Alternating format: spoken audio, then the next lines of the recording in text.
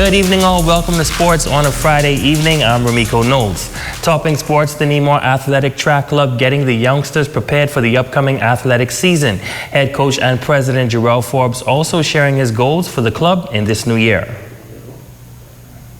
Dorian has disrupted the plans of nearly every sporting organization, including the Nemar Athletic Track Club. Head coach Jarrell Forbes says his focus now is getting the kids back on the track.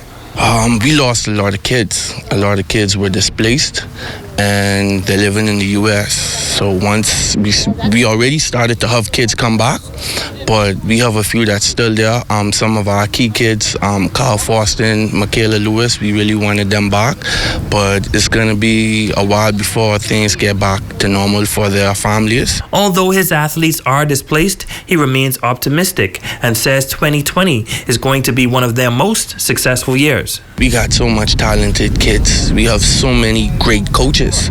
You know, when you look at the track fraternity again, you have Ravano Ferguson, who was a former athlete. You got John Ingram, who was a former athlete. You got Derek Wells, who was a former athlete.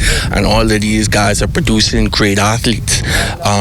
Roger Charlton, he definitely has a great program going on. He's working with Chavez Sparky.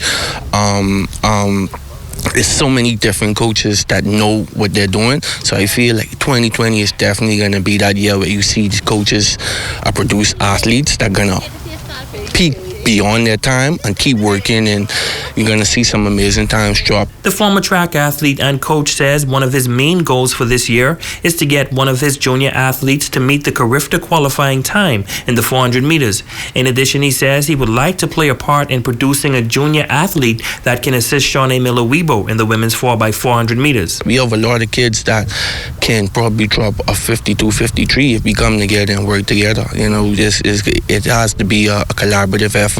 All the coaches have to come together and try to see if we can push these kids to bring these times down so that we can qualify a relay. You know, and that would be the pinnacle for us to get our youth athletes on a senior team like the Carifta. You know, Tokyo was a big deal. You know, these kids, we have kids from other parts of the world that do this.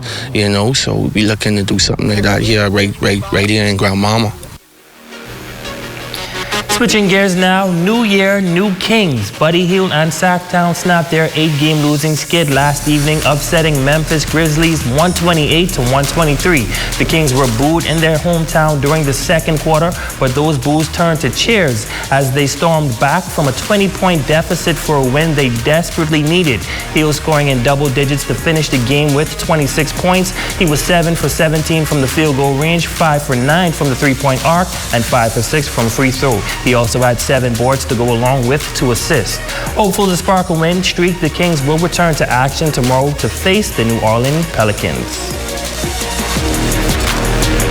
In local baseball now, the rosters are set for both teams as the country's top rope baseball players prepare to host the showcase of local and international talent vying for the title, the Bahamian Home Run Derby King.